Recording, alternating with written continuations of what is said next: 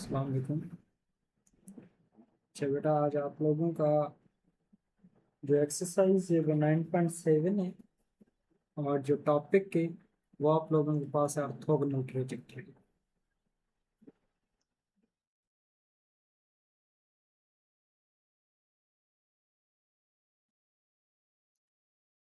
Orthogonal trajectory से पहले हम ऑर्थोगोनल कर्व्स के बारे में पढ़ लेते हैं कि ऑर्थोगोनल कर्व क्या होते हैं।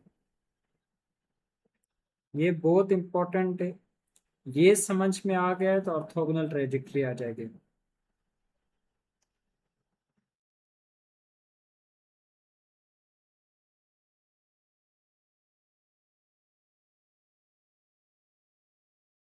अब सपोज कर लेते हैं कि आपके पास दो फंक्शन है। एक है f of x comma y equal to zero. दूसरा आपके पास है g x comma y equal to zero. सही है। ये दो फंक्शन है। अब हम सपोज करते हैं कि एक ग्राफ बना लेते हैं। इसका ग्राफ अगर हम इसका ड्रा करें कि ये आपके पास ग्राफ है f of x comma y का। और ये आपके पास जो ग्राफ है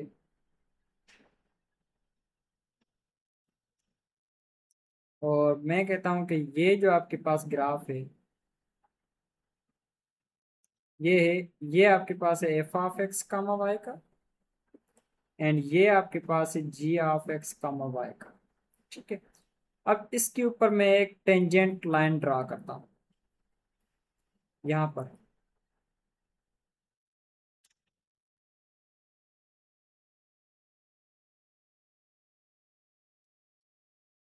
इसके ऊपर अगर मैं एक टेंजेंट लाइन ड्रा करूं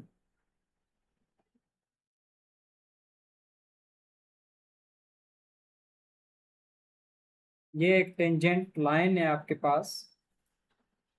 ठीक है। और इस टेंजेंट लाइन को मैं कहता हूं टेंजेंट लाइन। इसको मैं कहता हूं d y over d x, या मैं इसे कह दूं M1। M1 भी कह सकता हूं इसको मैं। अब मैं दूसरी इक्वेशन जो जो लाइन है वो ड्रा करता हूं इधर।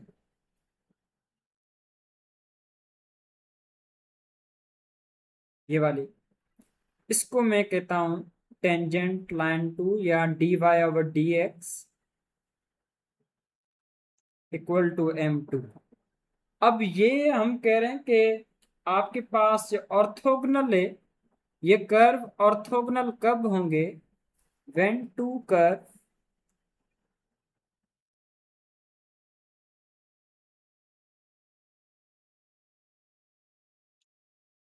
आर ऑर्थोगोनल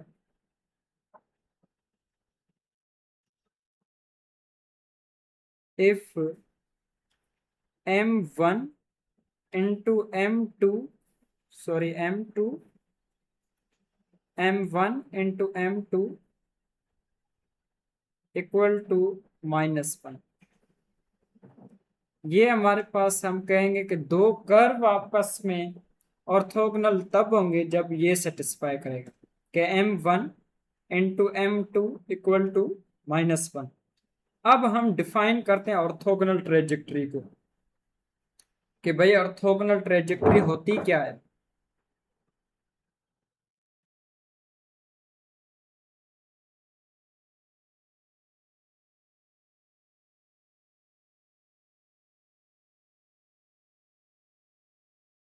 ऑर्थोगोनल ट्रेजेक्टरी की डेफिनेशन है let f of x comma y comma c equal to zero and capital f x y के equal to zero be a two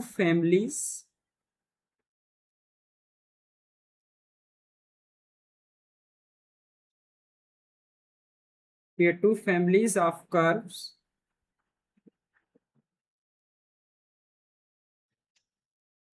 with a parameter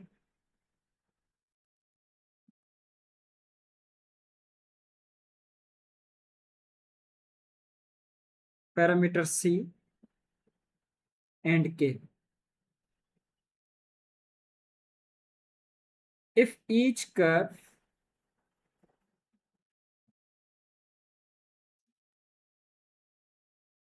if each curve in either family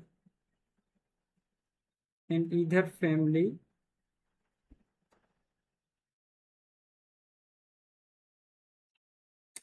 is intersected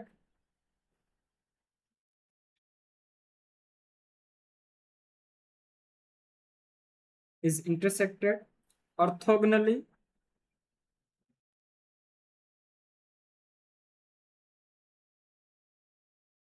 is orthogonally by by every curve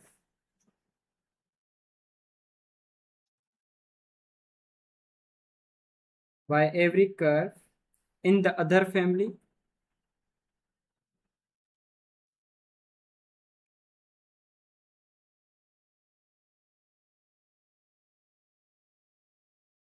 then each family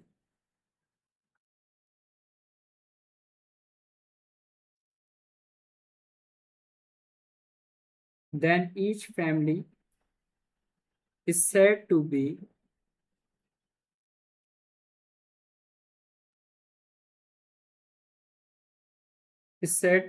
orthogonal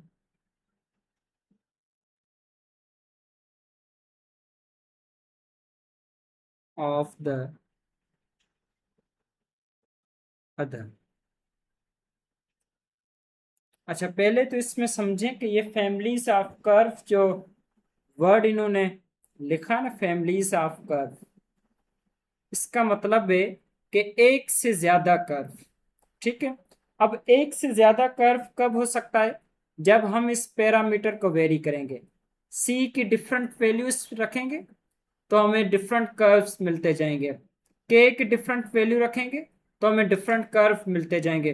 तो this is called a families of curve. अब यहाँ पर हमारे पास, हम सबसे पहले देखें तो सही भाई यूजेस कहाँ पर हो रही हैं। अगर हम सीएस की बात करें, कंप्यूटर साइंस की, तो ये कंप्यूटर साइंस के अंदर कहाँ कहाँ पर यूज हो रही है एप्लीकेशन?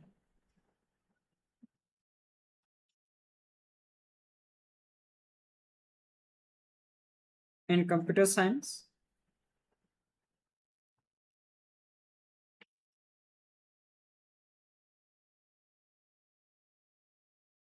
तो अगर हम देखें नंबर 1 पे ये जो यूज होती है वो होती है ग्रिड जनरेशन के अंदर।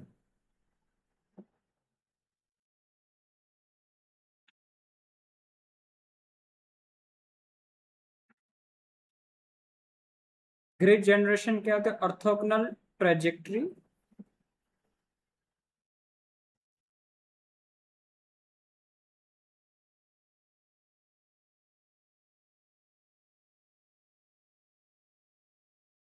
orthogonal trajectories are used to create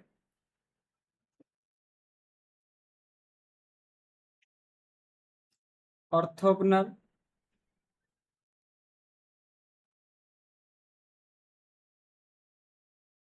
curvilinear.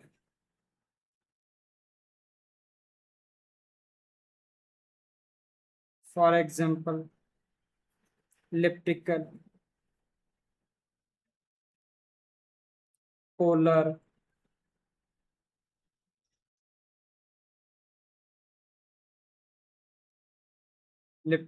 polar for a mapping.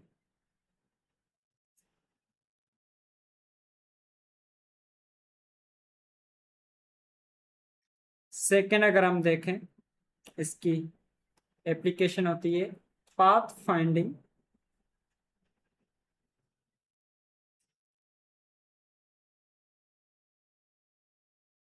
And navigation.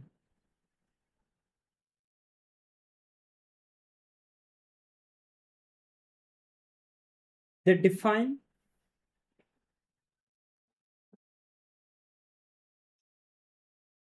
they define the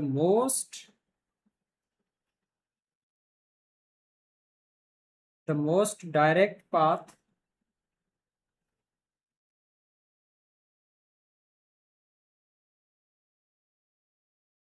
perpendicular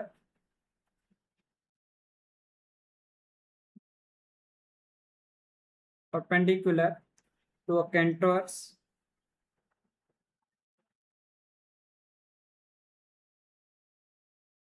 useful in robotic.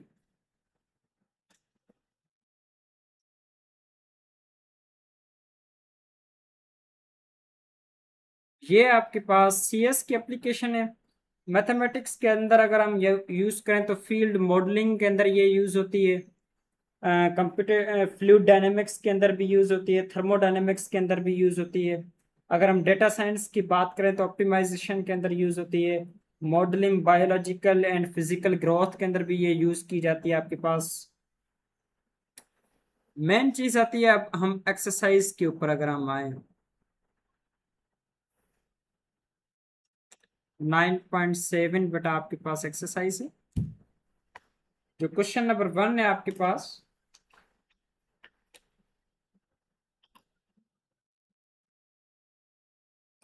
उसकी स्टेटमेंट है find an equation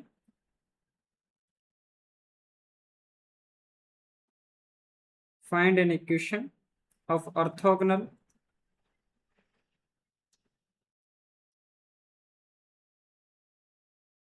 trajectories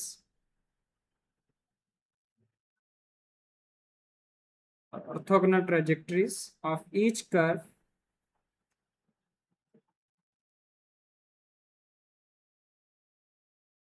of the following family.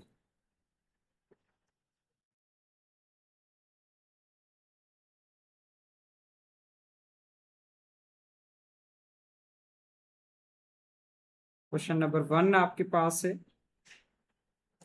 x square minus y square equal to 2c। बेटा सबसे पहले हम इसको derivative करेंगे। इसका 2x square का डेरिवेटिव होगा 2x माइनस 2y, और फंक्शन y का डेरिवेटिव हो जाएगा dy/dx इक्वल टू, ये कांस्टेंट है, कांस्टेंट का डेरिवेटिव 0 हो जाएगा। यहां से 2 कॉमन ले लें हम, तो x minus y dy/dx equal to 0। So x minus y dy/dx equal to 0, x equal to y dy/dx, ये माइनस का इस तरफ ले गया प्लस हो गया। अब ये y इधर मल्टीप्लाई हो रहा है, इधर जाके डिवाइड हो जाएगा, तो इसका मतलब है कि मुझे dy/dx वो मिल जाएगा x/y। अब मैं कहता हूं कि ये जो हमारे पास मिला है ना,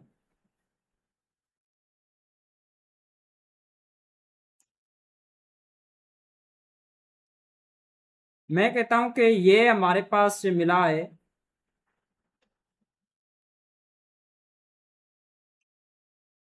इसको मैं m1 का नाम दे देता हूं कि m1 इक्वल टू x/y।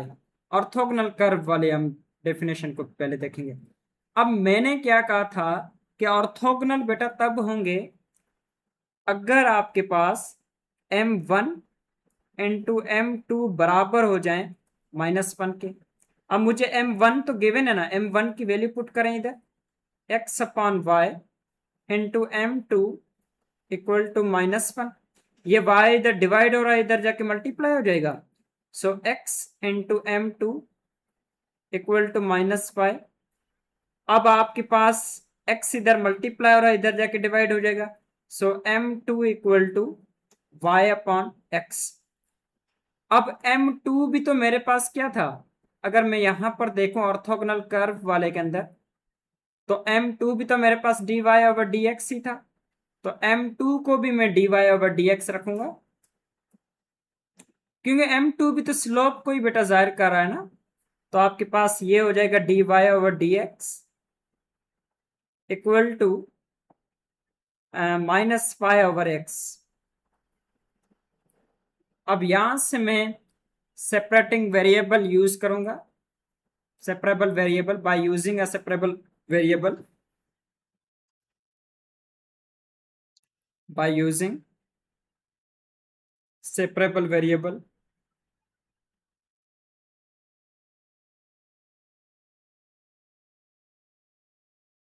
इसको इधर में पहले ले जाता हूं, इसको इधर ले जाता हूं, तो आपके पास सिंपल ये आ जाएगा 1/y into d y and 1/x into d x, साथ में ये minus, integration on both side. तो आपके पास देखो नीचे आपके पास ये y फंक्शन है, ऊपर उसका डेरिवेटिव है, तो ये आ जाएगा ln y। नीचे फंक्शन उसका डेरिवेटिव, ये माइनस अगर हम बाहर लिख लें, अगर ये वाला जो माइनस है इसको मैं बाहर लिखूं, कांस्टेंट है ये, माइनस को मैं बाहर निकालूं, तो नीचे फंक्शन ऊपर उसका डेरिवेटिव, तो -ln x और प्लस ln के कोई भी कांस्टेंट होता है, इंटीग्रेशन कांस्टेंट। अब आप ये लिख सकते हैं कि ln y equal to ln k को मैं पहले लिख दूं -ln x। अब मैं यहां पर लॉग की माइनस वाली प्रॉपर्टी यूज करके ln y equal to ln k/x, अब मैं दोनों साइड को कंपेयर करूं तो मुझे ये मिल जाएगा y equal to k/x and k equal to xy। ये मेरे पास जवाब है। अब मैं अगर क्वेश्चन नंबर 2 को सॉल्व करूं,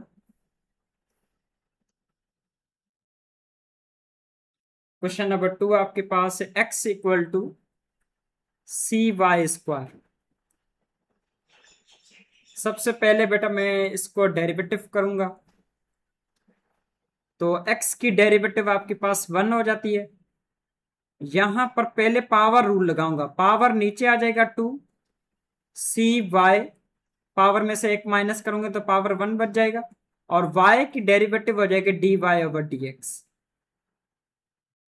तो यहां से अगर मैं देखूं तो मैं लिख सकता हूं इसको dy/dx इक्वल टू 1/2cy। अब मुझे इसको मैं इक्वेशन 2 दे देता हूं। असल में पता है क्या होता है, ऑर्थोगोनल ट्रेजेक्टरी के अंदर बेटा ये जो कांस्टेंट होता है ना आपके पास, इसको आपने एलिमिनेट करना होता है, बट यहां पर भी तो कांस्टेंट पड़ा हुआ है, अभी तक एलिमिनेट तो नहीं हुआ है। तो मैं कहता हूं कि from equation 1 c equal to y², इधर मल्टीप्लाई इधर जाके डिवाइड हो जाएगा, तो x/y²। एंड ये जो वैल्यू आपके पास आई है ना, इसको मैं कहता हूं पुट इन टू, इसको मैं इक्वेशन 2 के अंदर पुट कर देता हूं। सो dy/dx इक्वल टू 1/2c की जगह मैं रख दूंगा x/y², और ये मल्टीप्लाई में y हो रहा है, ये जो y² है ये ऊपर चला जाएगा, तो आपके पास बन जाएगा dy/dx, ये कुछ इस तरीके से बन जाएगा y²/2xy, ये एक y से कैंसिल हो गया। सो dy/dx equal to y/2x। But आप लोग क्या करें कि वो करते हैं, आपके पास dy/dx आ गया ना, तो इसको मैं कहता हूं ये जो हमारे पास आया है ये आपके पास है m1। अब मुझे m2 निकालना है, m2 निकालने के लिए वही same condition, m1 into m2 equal to -1। m1 की वैल्यू है मेरे पास y/2x into m2 equal to -1।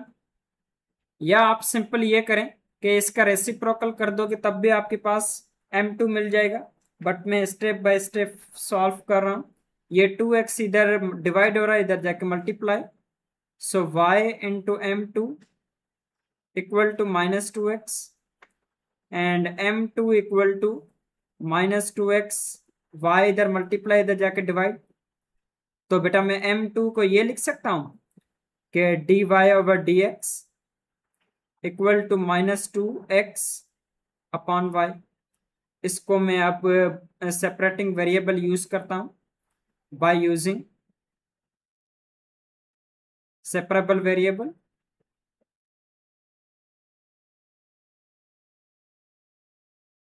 Separable variable को अगर मैं यूज करूं, इसको इधर क्रॉस करूं, इसको इधर क्रॉस करूं, y dy -2x dx, integration ले लेता हूं दोनों साइड। इसकी इंटीग्रेशन हो जाएगी वाई स्क्वायर अपॉन 2, इसकी हो जाएगी -2 से एक्स स्क्वायर अपॉन 2 और प्लस का सी। ये 2 2 में कैंसिल हो गया, सो वाई स्क्वायर अपॉन 2 एंड ये आपके पास हो जाएगा -x स्क्वायर प्लस सी। 2 इधर डिवाइड हो रहा है, इधर जाके मल्टीप्लाई हो जाएगा, so y square equal to -2x square plus 2c। ये माइनस का 2x स्क्वायर इधर आ जाएगा, y square plus 2x square. बेटा 2c कांस्टेंट है, इसको आप c 2c लिखो या इसको आप k लिख दो। कांस्टेंट तो कांस्टेंट ही रहेगा, चाहे कुछ भी मल्टीप्लाई हो जाए। ये आपके पास सेकंड क्वेश्चन का जवाब है। अब हम आते हैं क्वेश्चन नंबर 3। ये आपके पास क्वेश्चन नंबर 3 बहुत इंपॉर्टेंट है, एग्जाम के लिहाज से भी बहुत इंपॉर्टेंट है और थोड़ा है भी ट्रिकी, ये बड़ा भी है। सो क्वेश्चन नंबर 3 आपके पास है x square plus y square equal to c x. तो सी एक्स अब सबसे पहले इसकी मैं डेरिवेटिव लूंगा, तो आपके पास इसकी जो डेरिवेटिव हो जाएगी वो हो जाएगी आपके पास 2x plus 2y dy over dx equal to x की डेरिवेटिव 1 हो जाएगी। तो इसको मैं लिख सकता हूं बेटा 2x plus 2y dy over dx equal to c। अब मुझे क्या होता है, इसको मैं क्वेश्चन 1 का नाम दे देता हूँ, क्वेश्चन 2। बड़ा होता ये कि आपने कांस्टेंट को एलिमिनेट करना होता है। अब मैं इस फ्रॉम इक्वेशन 1 से मैं ये कांस्टेंट को एलिमिनेट कर सकता हूँ। इक्वेशन 1 से अगर मैं देखूं तो आपके पास कांस्टेंट क्या हो जाएगा, एलिमिनेट हो जाएगा। तो मैं देखूं from equation 1,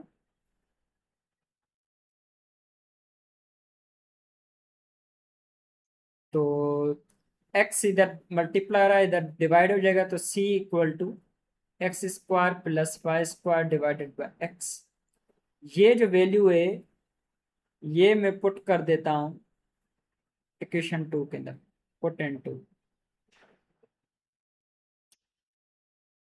2x plus 2y dy over dx equal to x square plus y square upon x. अब मुझे बेटा dy ओवर dx ही यूज करना है, तो ये प्लस का 2x है, इधर ले जाऊंगा माइनस का हो जाएगा, तो 2y dy over dx equal to x square plus y square upon x minus का 2x। इसके नीचे कुछ भी नहीं है तो 1 है, तो मैं एलसीएम ले लेता हूँ 2y dy ओवर dx। इनके एलसीएम आपके पास आ जाएगी x, x को x से डिवाइड करेंगे तो आपके पास 1 आ जाएगा, तो इस पूरे टर्म के साथ 1 मल्टीप्लाई। x को आप 1 से मल्टी डिवाइड करोगे तो आपके पास x आ जाएगा, तो इस पूरे टर्म के साथ x मल्टीप्लाई, तो x square into 1 x square हो जाएगा plus y square -2x square, और ये 2y इधर मल्टीप्लाई हो रहा है, इधर आके डिवाइड हो जाएगा, so dy over dx equal to x square -2x square minus x square plus y square upon 2xy हो जाएगा। या इसको मैं ये लिख दूं कि dy over dx equal to y square minus x square upon 2xy। अब ये मेरे पास m1 आ गया है। अगेन जो पहला आपके पास डेरिवेटिव आता है ना, उसको आप m1 कंसीडर करो कि स्लोप 1 है। बाय यूजिंग अ रूल, आपके पास जो रूल है वो क्या है कि m1 into m2 equal to -1। तो बेटा m1 आपके पास है y square minus x square upon 2xy into m2 equal to -1। 2xy इधर डिवाइड इधर मल्टीप्लाई, तो आपके पास हो जाएगा y square minus x square into m2 equal to -2xy। अब ये y square minus x square इधर मल्टीप्लाई इधर जाके डिवाइड हो जाएगा। So m2 equal to -2xy upon y square minus x square. अब मैं क्या करता हूं कि इसमें से मैं माइनस कॉमन ले लेता हूं। m2 इक्वल टू -2xy, इसमें से मैं माइनस कॉमन ले लूं तो मेरे पास बन जाएगा x square minus y square, minus minus cancel. अब मैं m2 का dy ओवर dx लिख दूं, तो इधर मैं स्टार्ट कर लेता हूँ। Okay,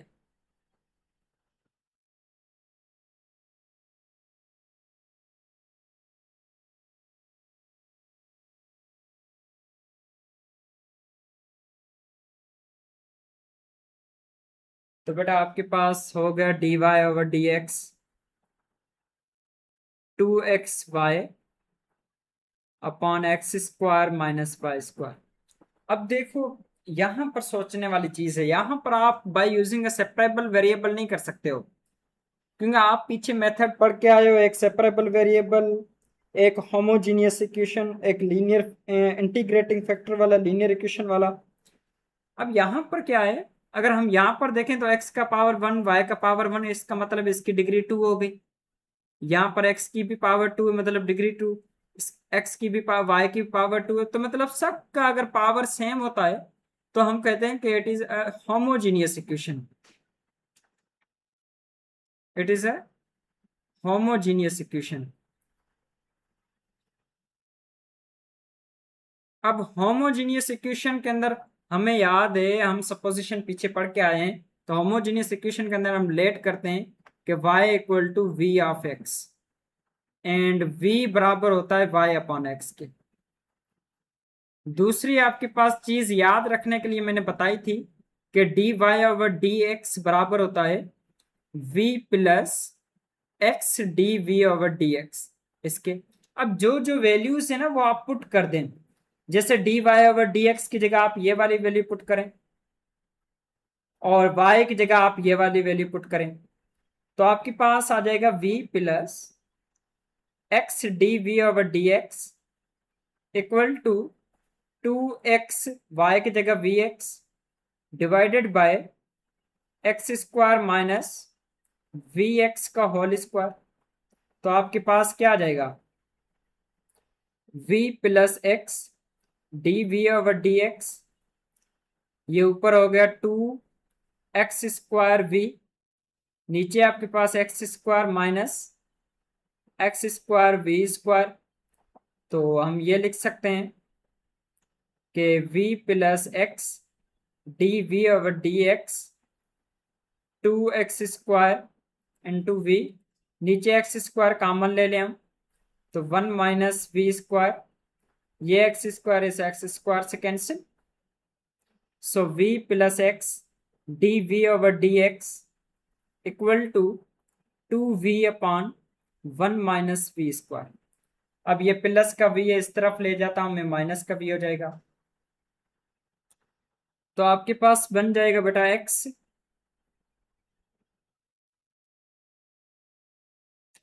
2v upon 1 minus v square और ये माइनस का v।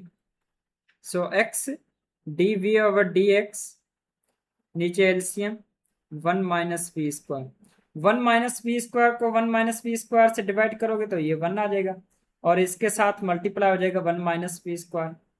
तो 2v into 1 2v minus v into 1 v, minus into minus plus v into v v cube.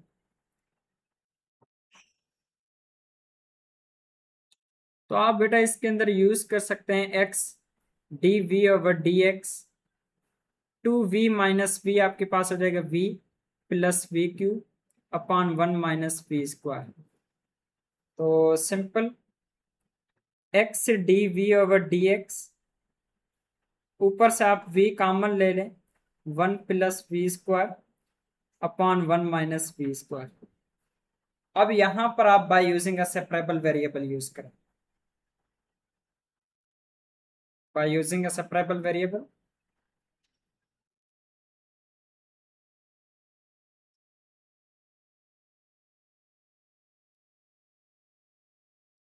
Separable variable बेटा आप यूज करेंगे कि इसको आप इधर ले जाएंगे, तो ये हो जाएगा 1 - v²। ये इधर न्यूमरेटर इधर आके डिनोमिनेटर बन जाएगा v इंटू 1 + v²। और ये dv इधर आपके पास ये इस साइड x वाला टर्म इधर जाके 1/x इंटू डी एक्स बन जाएगा। अब दोनों साइड पे आप इंटीग्रेशन ले लें, इस साइड पे भी इंटीग्रेशन ले, इस साइड पे भी इंटीग्रेशन ले। इसको मैं इक्वेशन स्टार का नाम दे देता हूं। अब ये जो आपके पास लेफ्ट हैंड साइड है ना, इसको अगर मैं पहले सॉल्व करूं, तो बेटा लेफ्ट हैंड साइड आपके पास है 1 - v² अपॉन v इंटू 1 +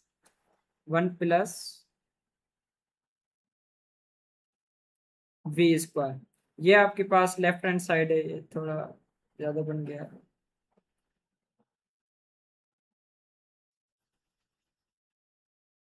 इधर मैं लिख देता हूँ इसको कि आपके पास लेफ्ट हैंड साइड है integration 1 - v² upon v into 1 + v²।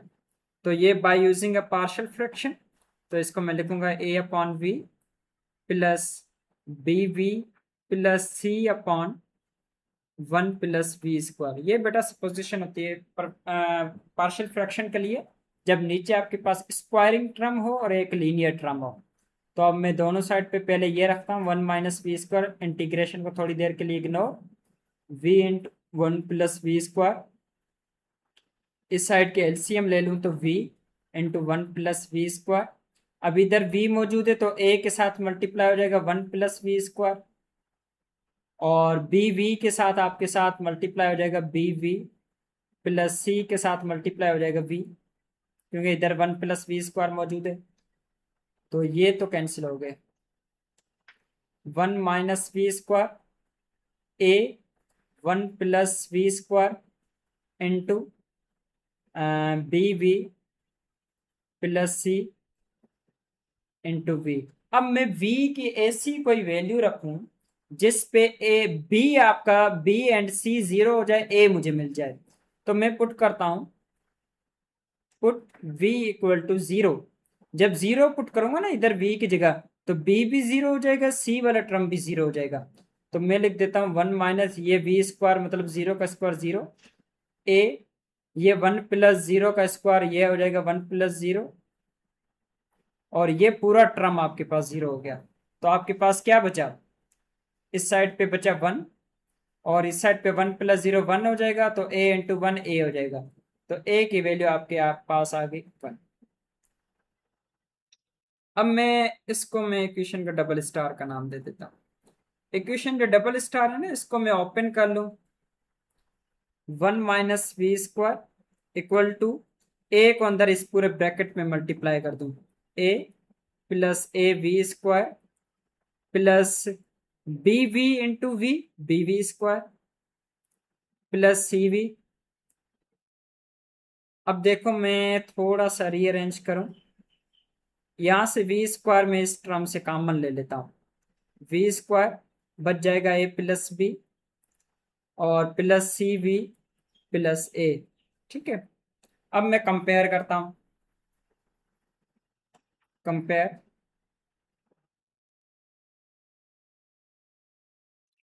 v², v² के कोएफिशिएंट को कंपेयर करूं तो इधर v² का कोएफिशिएंट क्या है, -1 है, इधर v² का कोएफिशिएंट क्या है, a प्लस बी है। तो a की वैल्यू तो मुझे पता है 1 है, तो a की वैल्यू मैं इधर पुट कर दूंगा, -1 इक्वल टू 1 प्लस बी, तो ये प्लस का 1 इधर जाके माइनस हो जाएगा, -1 इक्वल टू बी, और बी की वैल्यू आपके पास आ जाएगी -2। अब मुझे सी की वैल्यू चाहिए, तो मैं कहता हूं compare the coefficient of v, compare v, v को कंपेयर करें। इधर बेटा वी का कोई टर्म नहीं है तो मैं 0 लिख दूंगा, इधर वी का टर्म कोएफिशिएंट कौन सा है, सी है, तो इसका मतलब है सी की वैल्यू आपके पास 0 हो गई। मैं कहता हूं कि all values of a b and c put in equation star, star के अंदर बेटा आप पुट कर दें,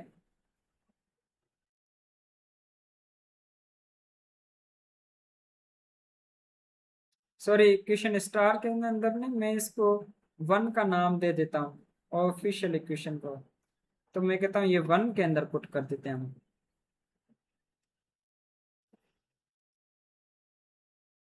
तो आपके पास हो जाएगी बेटा integration 1 - v² upon v into 1 + v²।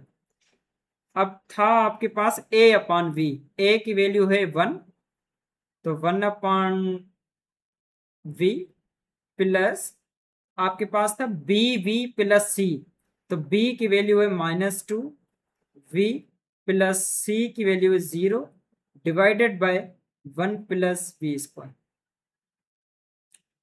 तो इसको मैं थोड़ा रीअरेंज करूं तो 1/v plus into minus minus का 2v अपॉन 1 + v²। इंटीग्रेशन ले लो बेटा,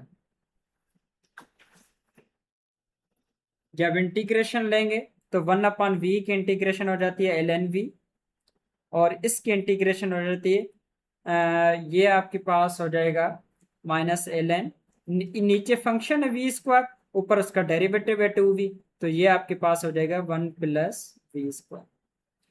अब मैं इसके ऊपर लॉग की प्रॉपर्टी लगा दूंगा, वो तो बाद में लगाऊंगा, बट ये जो वैल्यू है ये मैं पुट कर देता हूँ, पुट इन